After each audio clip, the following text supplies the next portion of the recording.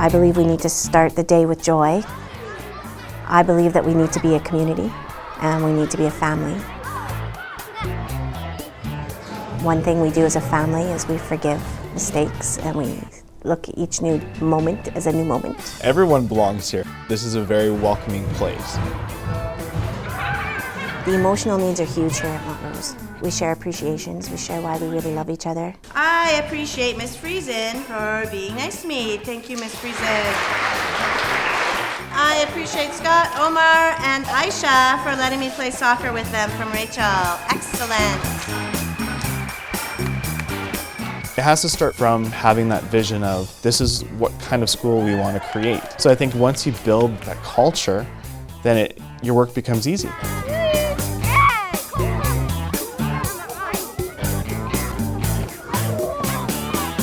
Montrose is in an area of Edmonton that we have a high transiency. We have over, I think it's 94% of our kids are high vulnerability, which means they're at risk for learning problems because of trauma and poverty. With poverty comes a high stress level for parents. If you can imagine not being able to provide for your kids, you're stressed.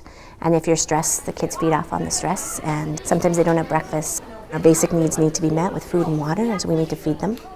And hopefully something nutritional and teach them about nutrition and why that's important. We need to exercise and teach them about taking care of ourselves, taking care of the people we love. We have 4 beliefs. We show attentive listening, so that means whoever's talking, whether it's me or another child, that we choose to listen to them.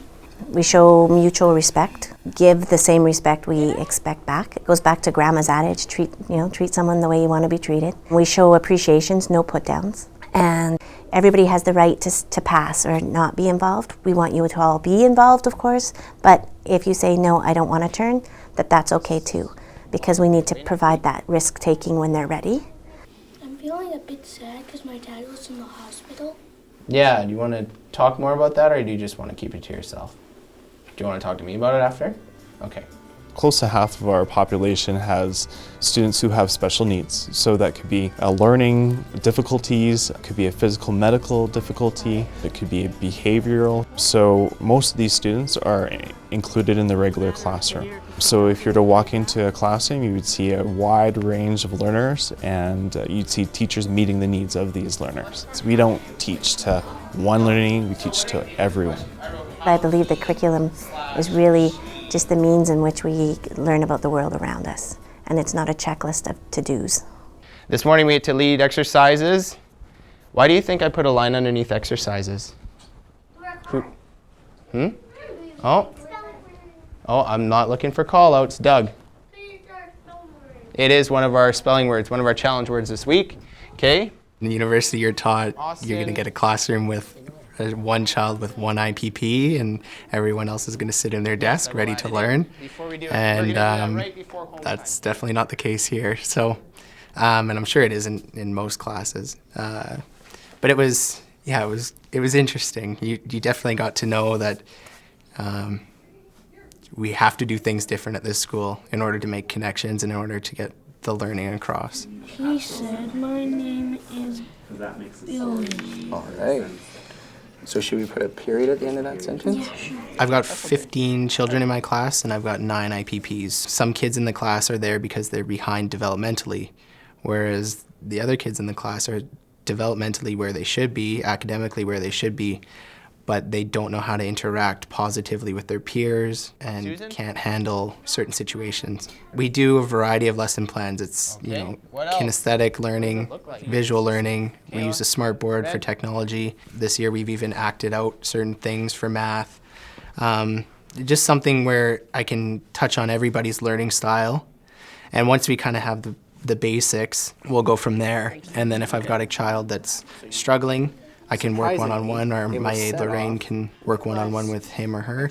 And then the ones that are excelling at it, I can move on to a more elaborate concept. I stressed at the beginning of the year, because I knew we were all different, that we all learn differently. So some kids use fusions, some kids use headphones, some kids are working with an adult constantly, some kids are working independently, some kids work in groups. We all learn differently. At first it was a tough concept for some of my kids to grab.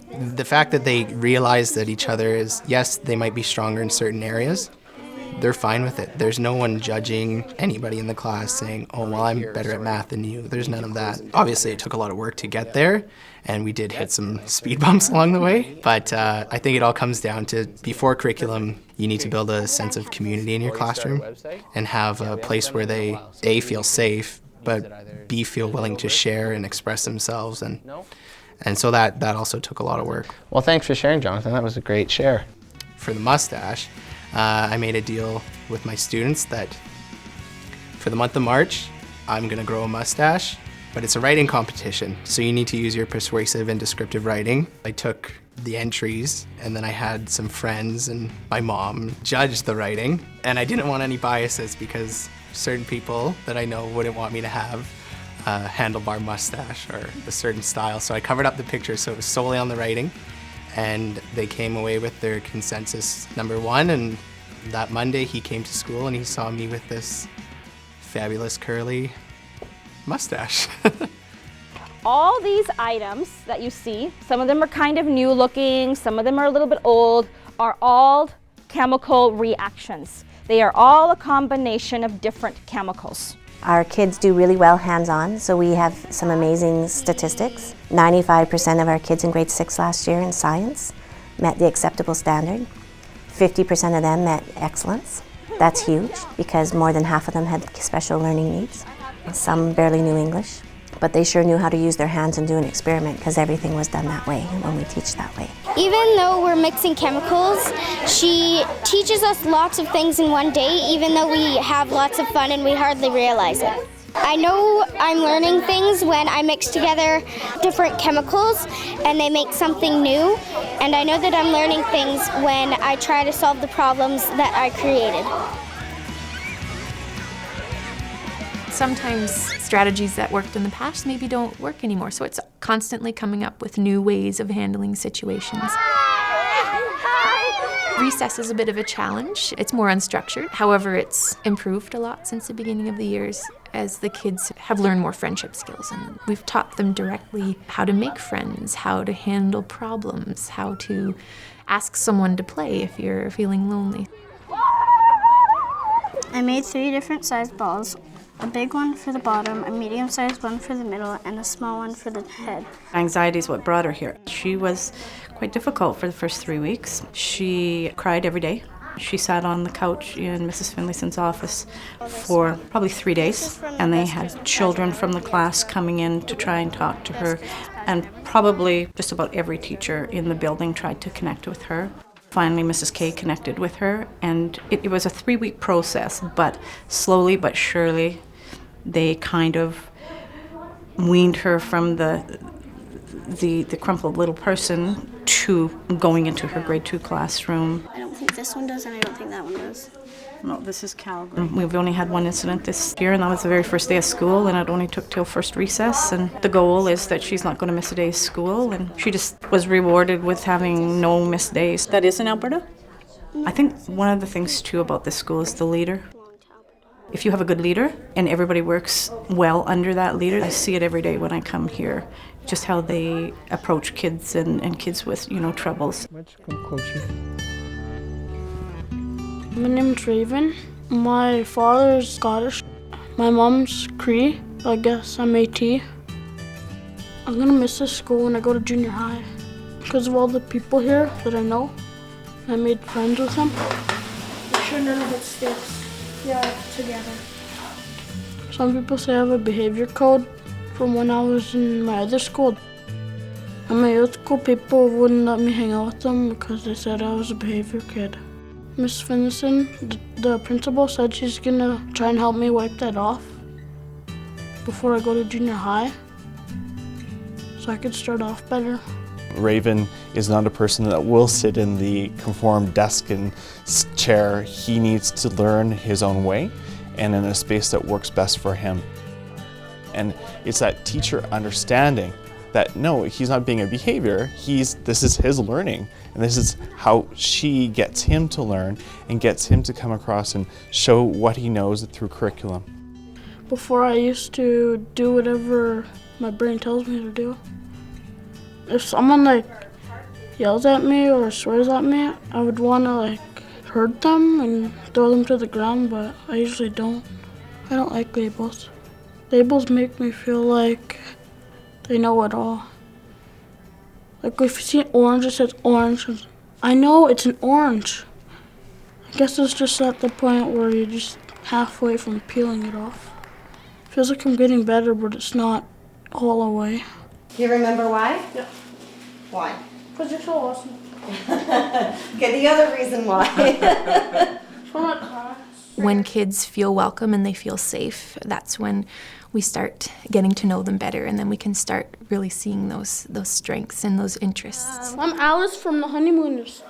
Do you watch that show? Yeah. I love that show. There's different ways that we do that. For example, we do a daily community circle. So that started on the first day of school. We've done it every morning, and it's a chance for the kids to share how they're feeling and why they're feeling that way. Rain, how are you feeling today? I feel scared because I'm not sure if Francis goes to school. Why does that scare you? Because if people don't go to school, they might just stay home and not know much. They're learning about emotions to help deal with issues that arise. I'm really excited because I'm writing a letter for Francis. Oh, you're going to write to him? That's nice. And then you can find out what's going on. Mm-hmm. It's a small part of many social skills that we try to develop. And just learning to treat each other with respect and learning how to get along in a group is very important and a huge part about being in a classroom. What agreements are you showing? Attentive listening, personal best, appreciations, the golden rule. Oh, good choices. And how are you showing attentive listening on your first comic frame? Building the relationships and building the community in the classroom, it's number one. It's, I think, the most important thing. And once you've established that, you can do anything. Because that relationship and that community is what kids need to feel safe. They need to feel loved. They need to feel like they can take risks. Because learning is taking risks. It's making mistakes and learning from them. You did a great job on that comic. Yeah. I wanted to talk about Jack because there's been some concerns, and thank you, Bill, for coming from the Family Center. I asked him to help us as well. He's been missing school, which isn't a typical Jack behavior until the last little bit. So I phoned home, and Mom broke down on the phone. She is struggling to make ends meet and is at wit's end. I got kids that have been abused and beaten, and they're not getting breakfast. And now I've got them in a foster home, and now we've got some good things happening, but I need a therapist. And these families are not going to drive across town or get on 6 buses to get them to the therapist office. We need it here. So I need someone who's willing to take the lead, who's going to be this family's real connector so that we can move to the next steps. You know, maybe if I can have a rapport with Mom and see what does she have for resources. And a big piece of it is if you're hungry and, you know, poverty, how can you get some of these other things done? Yeah. So if we can help with that little piece, then, you know, and everybody needs a good night's sleep, so. Okay. Yeah. What we could possibly do is put him in a high school teen mentoring program, so he could see a mentor every week, and it would be in a group setting, and keep him on the wait list and keep tabs for an individual mentor that could come every week. And we're starting our soccer program. Maybe he could join that after school. Absolutely. So that could be something positive that we could do as well. Ray and myself, we spend times working and talking to outside agencies to ensure that, number one, they're a good fit for our school, and then number two, that they're providing the supports needed. For example, Big Brothers Big Sisters does a fabulous job in getting high school mentors, medical doctor mentors, business mentors at Enbridge. There's so much, and our students need those positive mentors in their lives. Like the sweetgrass, we join hands to become one mind, one body, and one spirit. Schools need those partners, or else we can't do this work. Pray for respect. We're going to pray for strength to care for each other, and also to pray for this school that we come in each day, that there will be happiness and love and good teachings here each day. It takes community to raise a child.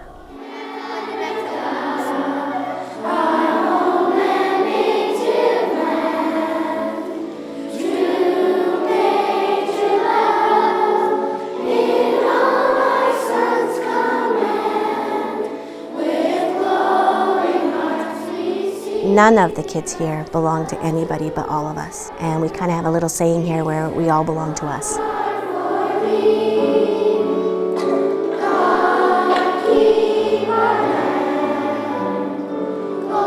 I think we're successful. When I came, we had 130 kids registered at Montrose. We're close to 200 now. There's no more space in the inn.